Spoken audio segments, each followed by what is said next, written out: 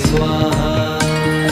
ॐ नमो हनुमते रुद्रावताराय सर्वशत्रुसंहारणाय सर्वरोगहराय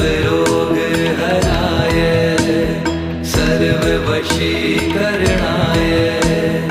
रामदूताय स्वाहा।